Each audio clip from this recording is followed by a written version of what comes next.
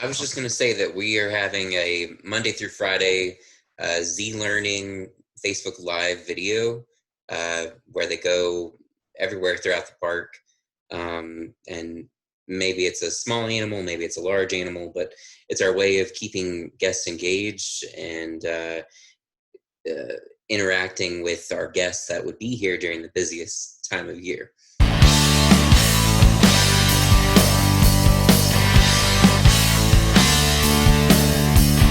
Welcome to the Attraction Pros podcast, where professionals in the attractions business can get tips, tools, and even a bit of inspiration.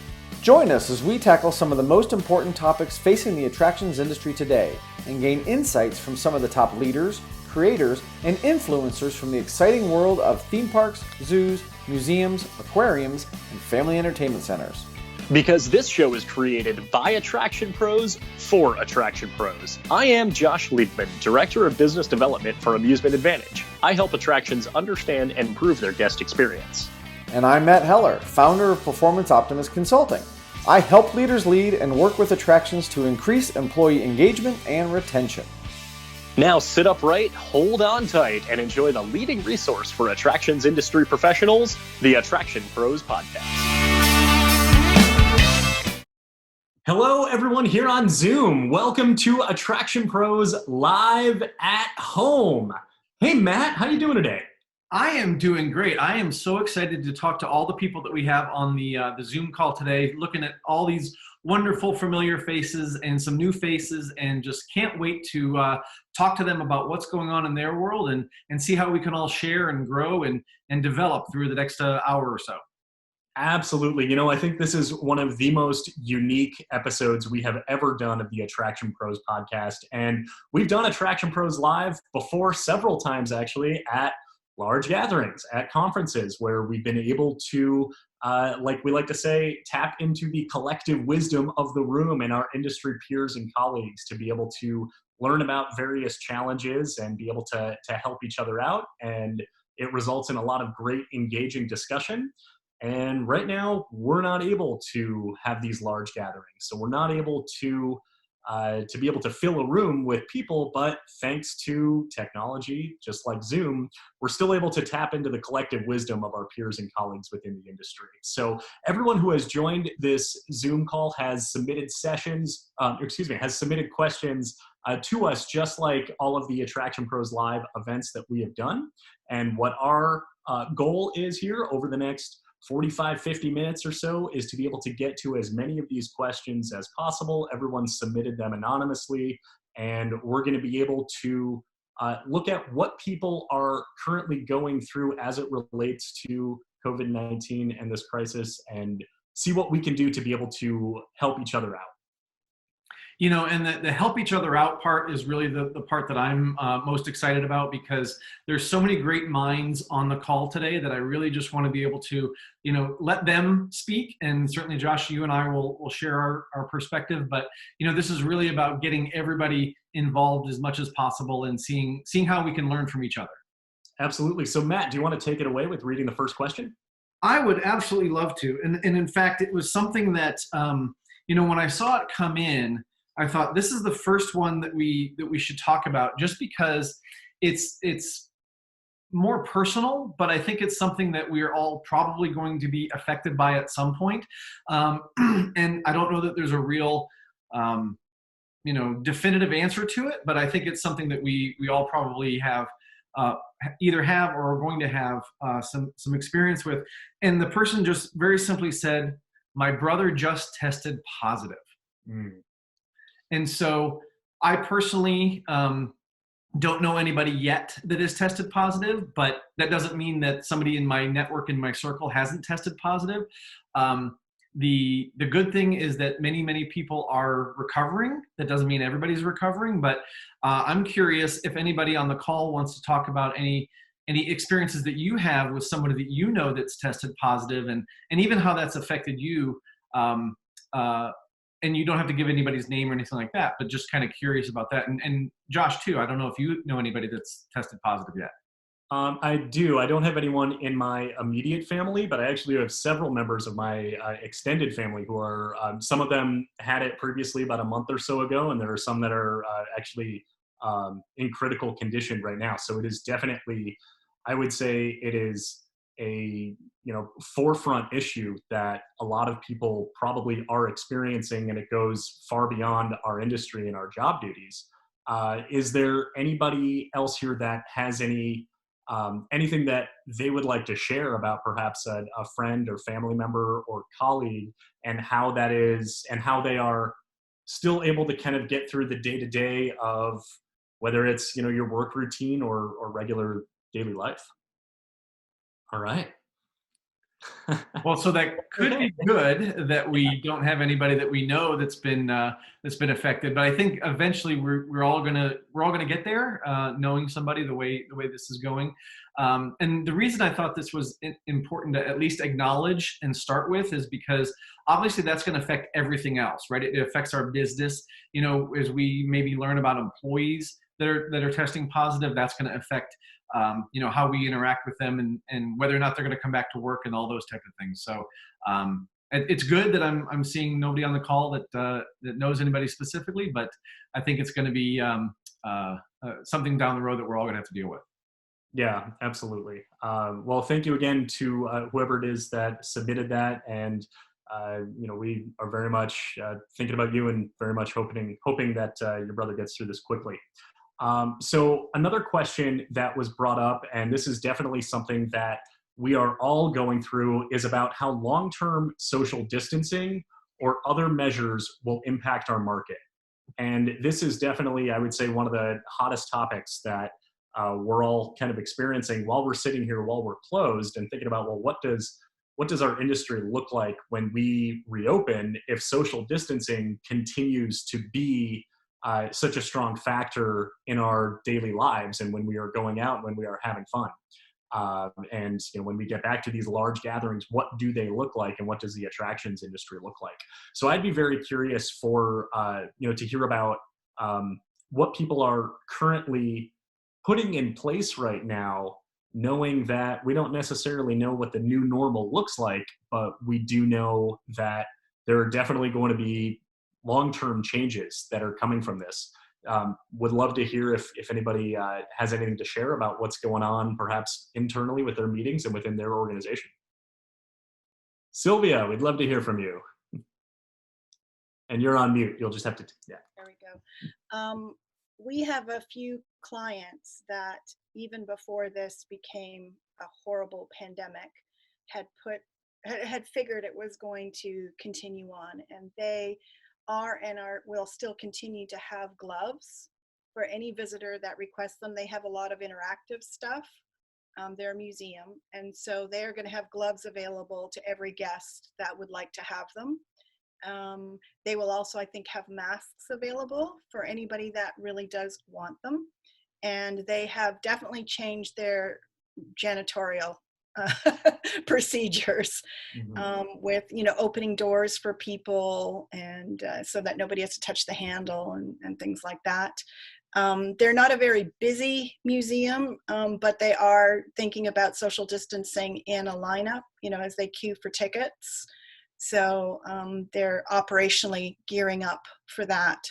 So I was just really pleased that they had the foresight back in actually end of January. Their VP of operations, she's amazing. And she's like, no, we need to get prepared. So they already bought all that stuff. So they have that readily available. And of course, hand sanitizers all over. They've got an elevator that goes up to a second floor. So they've got those, hand sanitizer pumping things all over the museum. Yeah, that's definitely going to be an important piece of it. And I know that, hand sanitizer stations thankfully have been somewhat commonplace throughout the industry over the last several years, but now I think that's just going to be that, among many other things, is going to be an increased measure. I think I saw someone else's hand up. Adam, did you have something you wanted to share? Yeah, I just wanted to add some things, not necessarily from our operation, but collectively. We've talked to a lot of people, and I think honestly the thing that Universal sent out, the questionnaire, is kind of a guiding principle in some ways for the way a lot of people are thinking. And the biggest thing I can say from both the attractions industry and also my position on a board with the museum is really acknowledging that the problem exists, and even though we're an industry of escapism, not to just kind of open the doors and say it's not an issue. But the public that we've talked to, people we've surveyed, have really said it's really important to acknowledge the issue. And I don't want to say over prepare for it, because I don't know if you can, but the things like social distancing, hand sanitation, masks, that would have probably been unthinkable in the US attractions industry, 3 months ago, are now going to be very much the norm. And that the institutions and attractions that embrace that will, I think, get a much better short-term response than the people who just sort of open the doors, say, oh, it happened, but it's over. Because I think a lot of people are finally realizing this can be something that's with us for the long term. It's not like July 4th is going to happen and all of a sudden, hey, problem's over. It's really something that I think we need to reorient the way we do the industry for the next couple of years at least, until we have something like herd immunity or immunization, whatever that may be. Yeah, go ahead, Randy. Adam makes some really good points. What I've been a frequent traveler in the recent year and change to Asia. We adopted a little girl there and spent an extended amount of time there. And I would say that this mindset shift is going to happen in terms of protection and masks. And I think that we do need, what Adam was kind of saying is, in the conversations I've been having with other attractions here in the US, is that I think we need to embrace this with open arms, that it's just going to be normal. Happy Valley in China, I don't know if you guys saw this, but we talked about it on a webinar a couple weeks ago. They've changed the branding on their website. So now when you look at pictures of guests enjoying the attractions, even in their marketing materials, you'll see the guests like on a carousel wearing a mask. And so I think we need to build comfort with our guests that it's okay. It's okay to feel safe, and these are the types of things you're going to start seeing, because I think people want to go, they want to visit, but we as an attraction are just going to need to provide, and they're going to look to us to help fill in the blanks. So that's the biggest change I've seen, is that you don't want to be putting yourself in a position that you're in an attraction that didn't go far enough. And I just saw that I would say, if any of us have an opportunity, go to Costco. I think Matt, you and Josh and I talked about this recently. Just go to Costco if you need to go to Costco, and then go observe other places that are maybe not Costco. And it's light and day. You see the differences. What they're doing is they're making deposits right now on how they're operating, so that they can cash later from you, so that you feel comfortable going there. I think our attractions need to do that. Absolutely. Mm-hmm. Barry, you had your hand up as well. Yeah, I was just going to say, in addition, obviously there's the norm of, what is the new norm with sanitizer stations, wipes, masks, but it's also just the operation elements for your attractions. I mean, you've got to relook at, the attractions that you have and what you're offering, whether any type of entertainment, and how the guests interact with it, how your staff interact with it, how do you book people, and the challenge with all that ties back to, what is your, state going to allow as far as gathering in a facility, and how is that going to look? And until, those rules are put in place, it's hard. We've got a lot of different scenarios on what we think will work. And I think all of us, I'm sure, that are on this have looked at different ways on making sure we're prepared for people when they come in. And everybody's going to be different on the level of what their comfort is. But at the same time, how do you manage the people when they come up? I mean, they can't all get in line up at the front desk. A redemption counter can't work the same. How people are coming into your attractions, is all going to be different on how you have to manage them. And then how does that work from a revenue model going forward? And again, all that has to be worked out based on what you're allowed on the size of your facility, and what the state's going to come out with at the end when they decide it's okay to get out and start gathering again. Mm-hmm. Absolutely. Absolutely. Did anybody else have a thought on this one? Yeah, go ahead, Sylvia. I've got a question for everybody in reference to what Barry was saying. What's everybody thinking as far as capacity is concerned? So those of you that have, let's say, an IMAX theater or a theater or someplace where you're jamming people in, or a ride for that matter, are you guys thinking about, every 6 feet in the theater? I've seen places where they mark X's where you can sit and therefore not sit. And then how will that work for rides? So I'm curious what everybody's thinking on that. Yeah, that's definitely a big question. I mean, our industry prides itself on saying, please fill in all available space, and being able to load mass amounts of people into, whether it's a theater or ride vehicles, all at once, and being able to manage large crowds. And even if there is that pent up demand, what do we do about capacity restrictions? So what are some conversations and topics that are going on for you guys as far as thoughts in that direction? Josh, you raised your hand. Go ahead. Well, I was just going to say, one of the things, I actually had a meeting about this today. One of the things that we're looking at Riverbanks Zoo is to limit capacity to 1,000 people a day, possibly splitting that into 2 time frames, like a 8:30 to 12 p.m. or a 1 to 5 p.m. And we've also considered reopening in 3 phases. In phase 1, some of our buildings wouldn't be open, some of our attractions would still be closed. But then in phase 2, things would start to reopen. Phase 3 would be back to normal, everything would be open. But some of our harnessed attractions, like the rock wall, the ropes course, our zip line, those are things that we've already considered, and we're not going to reopen with phase 1. So, we're taking a staggered approach and considering capacities. I think the phase reopenings is really interesting, and I think it's going to be something that's really important for many attractions to be able to consider, at least. Because if you think about when you're opening an attraction for for the first time, whether it's a new ride or attraction within a larger facility, or whether it's an entire facility altogether, technical rehearsals and soft openings are kind of a standard part of that. And I think that it needs to be introduced with this as well, because I don't think we're going to be able to see just flip on a switch and everything is completely back up and running to the same extent that it was previously.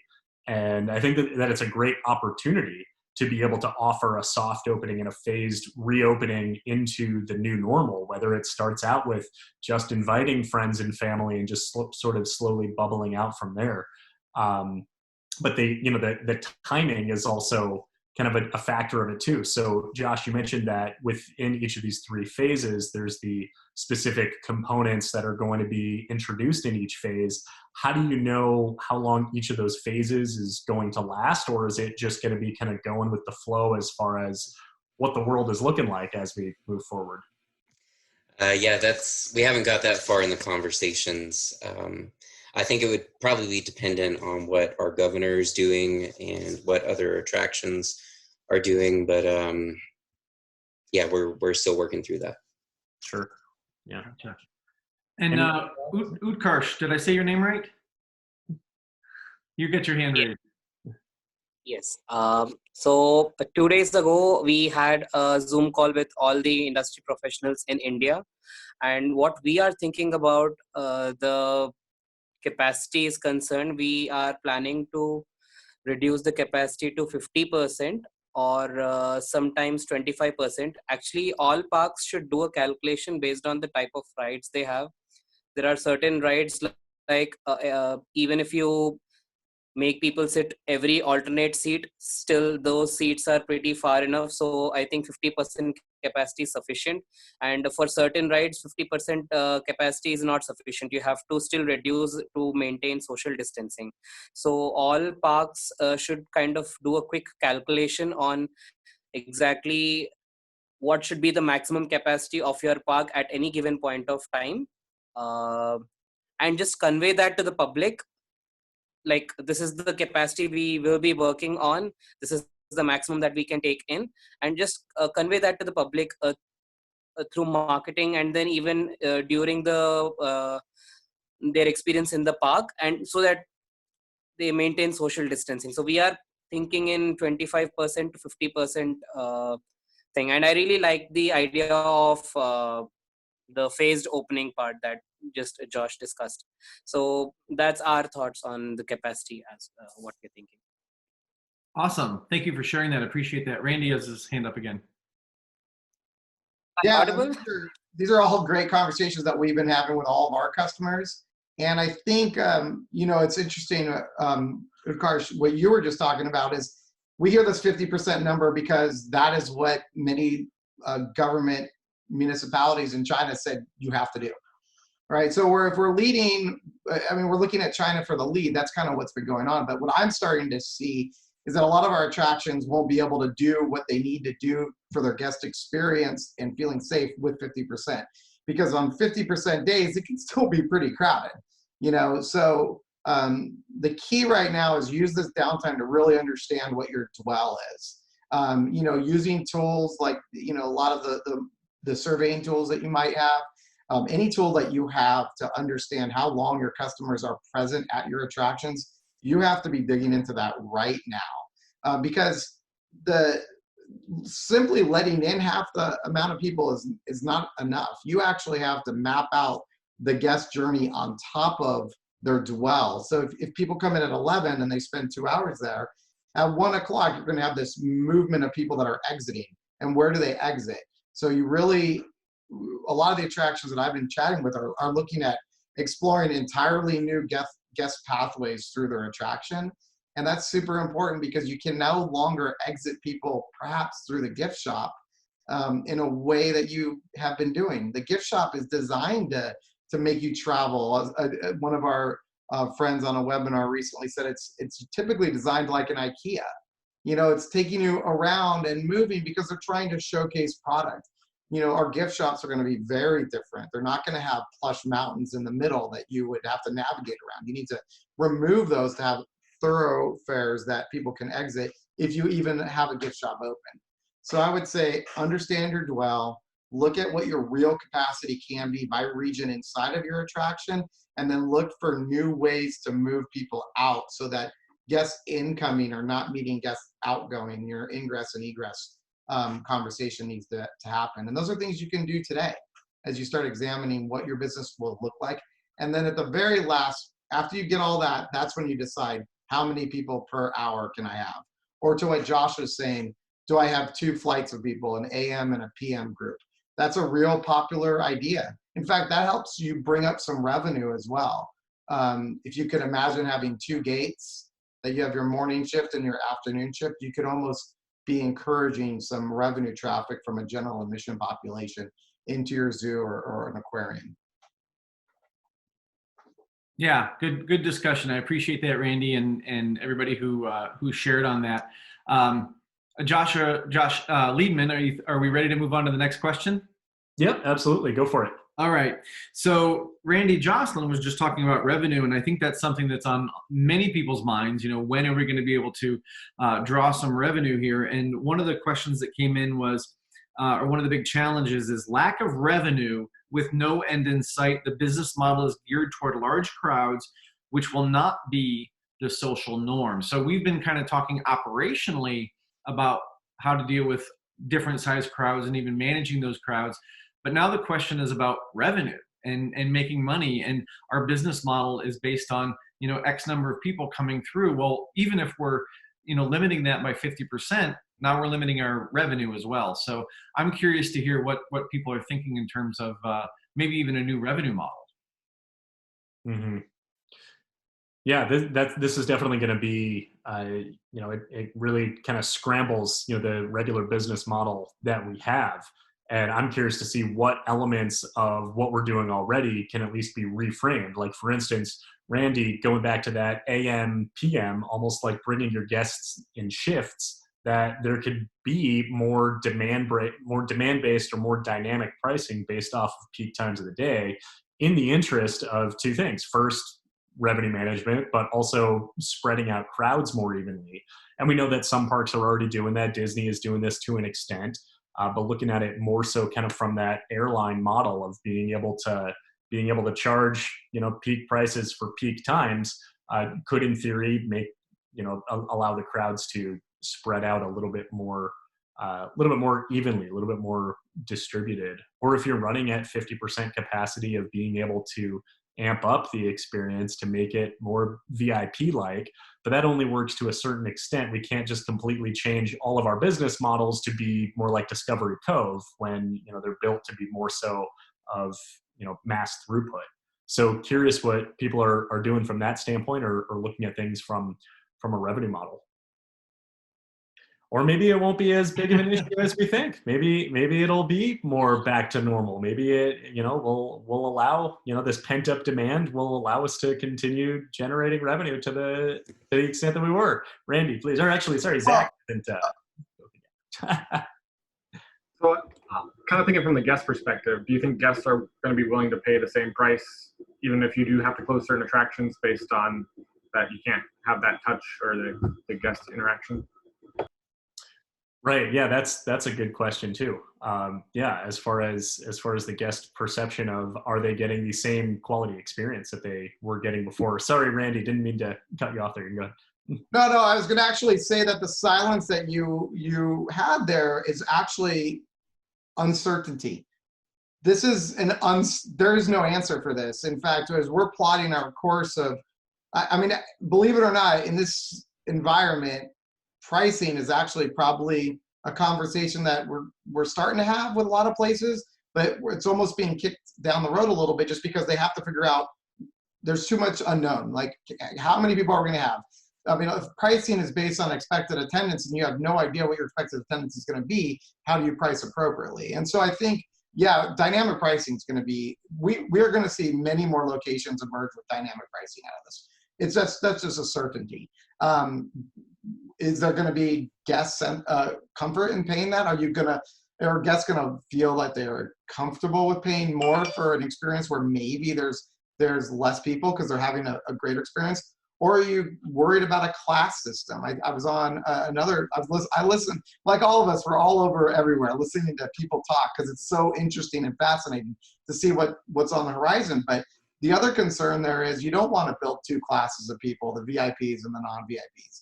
And I just want to say, Josh, it's probably quiet because there are no answers yet in terms of how are you going to look at pricing right now. Just start studying up and preparing. I would absolutely start looking at dynamic pricing. Just look at what other people are doing in other industries, and you're going to see that there's opportunity there. Mm-hmm. And that also might mean that the dynamic price is less. It's not necessarily more. Right. You might be charging less on a phased approach like Josh was talking about. Josh might be saying, hey, this is what we're going to do, $10 tickets for this period of time, because we know we maybe don't have all of the attractions opening, but you're helping us by visiting, and we accept your money happily so we can move on to phase 2 of his 3-phased approach. Yeah. Speaking of the 3-phased approach, Josh has his hand raised again. Go ahead. Well, I was just going to say something that we are looking at is changing the price, because we wouldn't be having everything open. And then something else, I mean, our property is pretty unique. We have 2 entrances. We have the zoo on one side of a river, and we have a garden on the other side.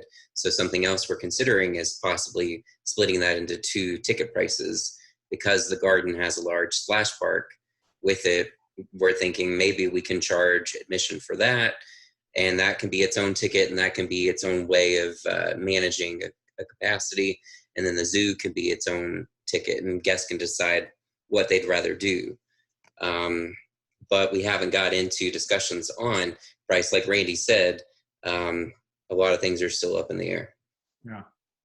And Ryan, I'm glad you mentioned this. Ryan on the chat said, not to mention guests won't have the same disposable income as before. So that's really going to be, a huge factor in what they can or can't spend. So Ryan, I don't know if you wanted to expand on that at all, but okay. Adam, go ahead. I was just going to say, one thing I have heard of some clients looking at is, in a way, it's returning to our roots in the attractions industry, at least, and letting people bring F&B into properties.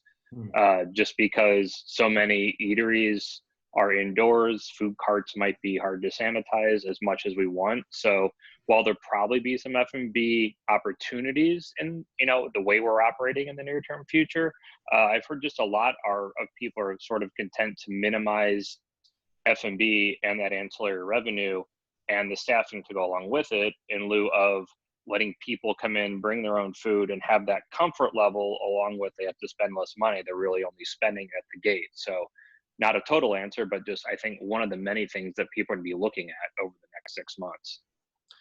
That's interesting, because I also feel like it could go in the other direction as well, as far as, you know, from this thought process that a lot of people might not have as much discretionary income, that there might be a push to say, hey, let's just get them in the door any way they can, even if we're substantially reducing, and then using that ancillary in-park spend on F&B and retail to be able to recoup some of that. But you make a great point that people might not necessarily want to be purchasing food once they're inside, and might be more comfortable bringing their own in. So I wonder where the balance for that is of being able to generate that ancillary revenue while also easing up some of the policies too.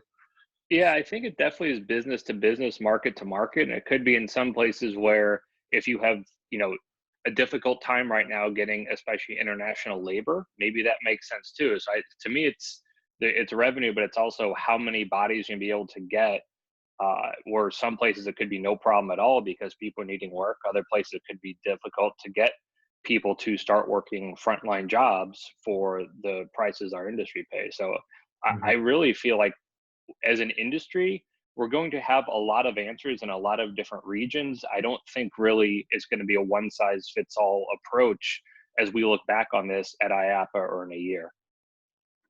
You know, Adam, I want to touch on that non one size fits all sort of approach. I think you're absolutely right. I also think that once we get into the next new normal of, you know, potentially starting to open, I think we're going to make some mistakes, and I think we're going to make some missteps, and we're just going to have to be nimble and humble enough to say, hey, we screwed that up. We didn't quite do that right.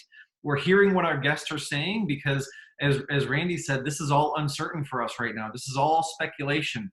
You know, are people really going to still be social distancing? You know, maybe all that pent-up demand, and I say maybe that pent-up demand is like, who cares? Let's go. I want to get on the roller coaster. We know that's probably not the case, but we just don't know. And so I think it's that uncertainty that drives so much of this. But I would encourage people not to be afraid to take some sort of action, you know, just to do something so that you have some sort of plan, and then be ready to, you know, just like we're doing now, be ready to pivot if you have to change course. Yeah. Any other thoughts on this, or we move to the next one? I would just like to add one comment that Zach just put in the chat box. He said, I see the expansion of mobile ordering, which has already started, right? Totally. So removing any of those touch points that we can use, or, you know, delivery services, or, you know, ways that we can put those transactions someplace else rather than in people's hands, quote unquote. I think Zach, you're probably right that that's probably going to be a trend that keeps going. And even looking at that, like from a conceptual standpoint, I see this as being just a launch point for a lot of technology that's already there, already exists, and is starting to generate some traction, becomes so much more of the norm. Like mobile ordering on food should be, you know, a compulsory part of, you know, the theme park or large attraction experience, just from an efficiency and guest experience standpoint, and allowing you really to eliminate those lines. Or I could order food while I'm in line for a ride, or, you know, or something like that. So, you know, thanks for sharing that. I think that's a great point. Another component of it too, that was just added in from Sylvia, is about school group implications in the fall. And that's an interesting component because, you know, there's definitely certain times of the year where school groups are probably more prominent than others. And now that, you know, budgets might not be there at all, but we really want to do what we can to encourage more group business. Who is currently working on that challenge as far as just being able to not just get the families and the individual small groups back, but from a group sales standpoint, I think that this is going to be a huge component of it. And maybe it's one of those, I'm not sure yet. So actually I saw George's hand and then Scott M. So George Dinez, George Costanza, take it away.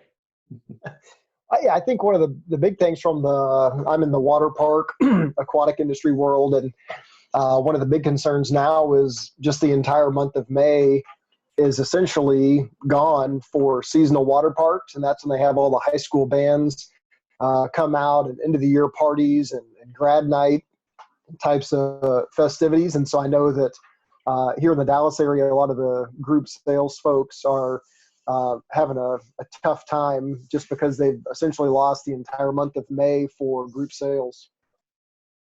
Yeah. Scott, go ahead.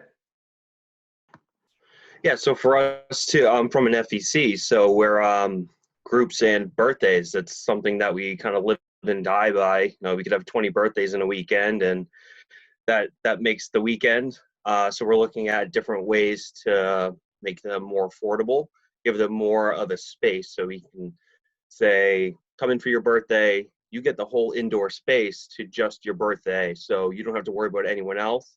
It's safe, and it gives the parents just that extra little, you know, that feeling that, you know, they can bring all these other families in there. And then for events, we've had a few high school lock-in events where, you know, after grad night, we have deposits for those. And now we're just kind of pleading and saying, you know, like, let's keep this event going or hold it off for next year. So that's kind of where we're at with our events. So just really trying to push those and keep everybody engaged, so then when they want to do their event next time, that they're ready to go and they didn't lose their deposit. Yeah, and it's a great way to turn sort of a negative into a positive, right? You know, there's nobody else here, but hey, you get the place to yourself, right? I mean, so it's a real way to kind of market things a little differently. Anyone else in that regard? Group sales, group business? We can go on to the next one. All right, let me pull it up here. I like this one here. Making members feel special. And whether it's members or annual pass holders, you know, this is something that has been top of my mind, you know, ever since, you know, the industry shut down, is that when we reopen, the people who come to visit you first are your most loyal. And whether it's your members or your annual pass holders or people that are sitting at home right now, just like all of us, who are just waiting to get out of the house and waiting to get back into the attractions world, you know, they are your most loyal. And what are we doing from a membership or an annual pass holder appreciation standpoint to make sure that they know that we know that they've been thinking about us while they haven't been able to visit?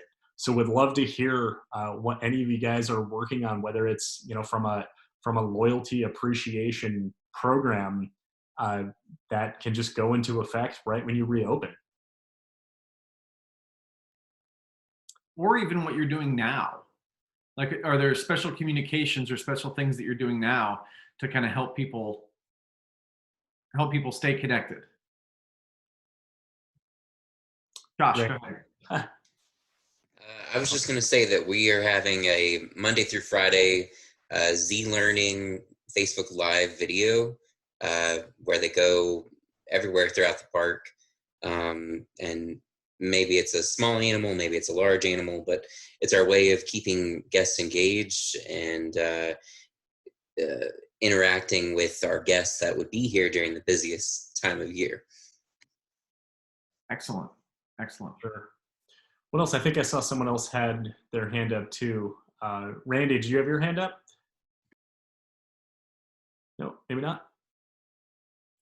Yeah, I mean, membership engagement right now, whether it's members or annual passes, is just so important. You know, as far as just from a marketing standpoint of what we can do right now, that is perhaps lower cost than traditional marketing or what, you know, we would be doing while we were open, to be able to continually engage guests online and digitally. And that is something that, you know, from an outreach standpoint is just going to increase more and more in importance as we get closer to reopening. And then definitely when those doors do reopen, who are those first people who are walking through? So, Adam. It's a little bit of a tangent, but I think also just kind of messaging is important, and that's whether it's TV, digital, whatever it is. So many of the like Fortune 500 B2C ads I've seen about coronavirus, in my opinion, have just sort of been awful because they're all the same ad. They're basically, we're a corporation that cares about you. Here's a bunch of empty hallway shots. We look forward to having your business soon. And I'm sorry, when I see it once, I didn't love it. When I saw it a couple hundred times, I hated it. To me, I think while it's important, as I said earlier, to kind of express that we understand whether it's illness, death, economic distress that people are going through, that also we sort of reemphasize what we're about, and that's creating memories together, escapism, and things like that. So I do hope that a lot of parks and attractions will sort of take that charge as we kind of turn the corner and look to reopen in whatever form that looks like. Just remind people that it is about being with your, friends, family, creating memories together. And even though we're doing it differently, it's still a fun prospect, just because so many things have, like from a corporate marketing standpoint, been very doom and gloom. And I realize that this isn't a great situation, but the flip side is I really don't think that's messaging our industry should embrace right now. To me, it's really, let's look to the future and we look forward to seeing you again, not here's stock footage of empty corridors. Yeah. So I saw on Twitter a few days ago, someone tweeted that was like, pre-coronavirus commercials, buy a Toyota. Now, our thoughts are with you during this difficult time. Buy a Toyota. Yeah. So I think you make a great point there. Randy, did you have your hand up there? Yeah, sorry, I had a little audio change there when I had a guest speaker here for a second and I knocked over something with her. It's fascinating about the marketing and all that. I mean, obviously Disney just sent out some messaging to their annual pass holders, and it's kind of like, we're going to make magical experiences together again with you. And I love that idea. And Josh, your quote about these people when they show up, that they're your number one guest. I think that's really important. We've been talking about soft opening, or what I've been calling soft reopening. I think I'm wearing my water park hat again. Something that we always did in the water park industry when I was working in a water park was that we did set aside those special dates for our members. And I really think that's going to be the key to reopening. These are people that have engaged with you. You know them personally. Hopefully you have a good relationship with them. When you reopen for them first. So carve out those special days just for your members. Sure, they're going to have to reserve a time, but they will be comfortable because you're engaging with them first. So I would say any reopening plan needs to involve them and almost them exclusively. That's when you start to measure and understand what their behavior is going to be. And you could use that, I hate to say as a test case, but you can just observe and see what happens. And then messaging that you are making changes for them, and focus on that group to say, these are the changes we're making for you. And I guess nothing's off limits. I mean, you should be looking at your restrooms right now and thinking about, what do your members think about your restrooms today? And what are your restrooms going to have to look like when you reopen? You're going to have to make changes, and you're going to need to change the time that the sinks operate. You might even need, as bizarre as it is to imagine, you might need to put an attendant in front of the restroom to let people in comfortably. You're going to have more labor in certain areas. And about marketing, there's a roofer in our local area. I live in Tennessee, so there's been a lot of hail. There's been a lot of storms. We've had a lot of really bad weather in the last few weeks. They have produced a radio ad specifically in this COVID environment, and it's amazing. It's brilliant. And they basically are talking about, we'll meet you where you need to be met. We don't even need to come in your house. We can just meet in the garage. We can limit all the contact. And it's important to say, if you're going to be providing a service, that you're going to do it safely in a new way, and get out in front and just say, this is how we're going to do it. So adapt to what the conditions will be, or what you think that they'll be, or what conditions your guests are expecting. I think that's really important to be thinking about. Absolutely. And you make an amazing point by saying, when you reopen for them, your members, your most loyal fan base, and be able to engage them in your phased reopening, because they are ideally going to be the most forgiving if you're making operational changes that might have some kinks to work out. But then B, they're going to be the best source of feedback to be able to use as whether it's qualitative or quantitative data of saying, all right, are we doing this the best way possible to be able to serve the wider demographics and the fan base that we want to do? Scott Carson just made a great point in the comments here and said now is a great time to survey members and annual pass holders as far as what do they expect to be different when you reopen. So there's no reason that we can't engage our guests in the process right now, even while closed. This is definitely something that's been on my mind substantially lately. And what I've been preaching is saying, hey, let's talk to our guests while they can't visit us, and let's get them to share feedback as far as what do they expect when we do reopen and when they come back and visit us again. So Randy, thank you for sharing that. And Scott, thank you for sharing that comment as well. Yeah, absolutely. And I'd like to kind of, oh, go ahead, Zach had something as well. Just to go back to annual passes and memberships and all that, it's really interesting to see what the different companies are doing, because definitely in the guest mind, it's, hey, yes, we're extending the period of your annual pass, the amount of time that we're closed. Yeah, that's the bare minimum basically, because they're getting what they paid for. They're getting that time back onto their pass. It's interesting to see like Six Flags, okay, if you keep paying, we'll bump you up to the next level for free. Or like what Cedar Fair just came out and did, and all right, if you buy a 2020, we're tacking on 2021 for free. So it's what else can you add value to your guests for?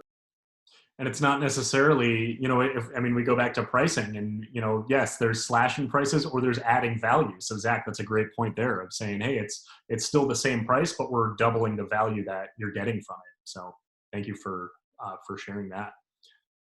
Absolutely. Anything else? Do we have time for one more, maybe, Matt? I think so. And there were many questions in here that I'd like to kind of encapsulate in something that kind of goes along with this last question, because we're talking about, the people that are our members that we want to take care of. And there's another group of people that many people are asking about, and it's our employees. How do we stay engaged with them if they've been furloughed, even if they're still working, and they're at home and they're remote. So how are we staying engaged with them? And, I think there's been a lot of really great practices of people just, picking up the phone and calling people and trying to stay connected in best ways. Having Zoom meetings like this, maybe it's a Zoom happy hour or something. People desperately need that connection. So that's one of the things that I'm encouraging people to do as much as possible is stay connected with people, give them an opportunity to stay productive, if you will, and be part of the company, so that when it's time for them to come back, they're still in that mindset of wanting to work really hard for you. So, but I'd also love to hear some of the things that other people are doing to try to keep your teams engaged. Anybody? Go ahead, Utkarsh. So we are having a Zoom meeting every day from 10 o'clock till 11:30. That's one practice. And apart from that, one interesting practice that we do is we play one online game that's a group online game, something like Counter-Strike or something like that. Our company is considerably smaller. It's a team of 20 people, and we just get connected through the online game session apart from the Zoom meetings every day. That's cool. What we practice to keep together. Okay, awesome, great. I see that we have Megan Campbell from Whiting's Foods. You did something recently that you thought went pretty well. You did a Facebook Live with your team. Can you tell us a little bit about that? Well, essentially, our goal is to take anything that Matt Heller does, and then we just do it about 2 weeks after. So we did run a Facebook Live.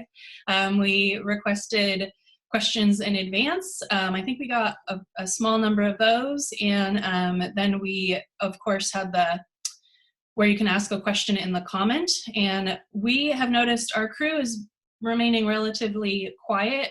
So we also had some questions that we decided we were gonna ask on their behalf, kind of, because we did feel the value, and even if they are being quiet, of just still giving them information and potentially answering questions before they even have them, or help them, kind of like in this group where one thing comes up and it helps another topic kind of come to mind. So it was pretty successful, to the point that we might do another one next week. So that's great. Yeah. That's awesome to hear that. One other thing too, Ben and I were chatting shortly before this, and Ben is from Avius, which is a survey kiosks and everything from data collection, normally from guests, but right now he's offering up to his clients and to the industry to be able to send a survey out to your staff, just to be able to get a baseline on how everybody's doing. So Ben, actually, do you want to just share a quick blurb on that? Yeah, I say the majority of our business is done from touchscreen kiosks, which obviously post COVID-19, we're doing some analysis on what we need to do and retrofitting them with antibacterial screen protectors. But something that we're going to be offering to FAA members, AttractionPros Live listeners, and even pushing out to IAPA is, as Josh explained, something where you can actually send an anonymous survey out to your employees to be able to just do a bit of a check-in with them. You know, as much as we have these Zoom calls and everyone puts on a happy face and everything's great, you know, mental wellness is something that we should be aware of. And just because they're putting on a happy face for 1 hour a week, you don't know what's going on for the rest of their time. So there will be a blast coming out through LinkedIn and other channels, but a bit of an exclusive for you guys that we're offering that at zero cost.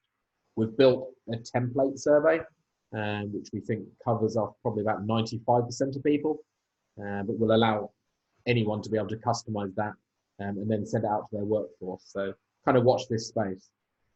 Excellent.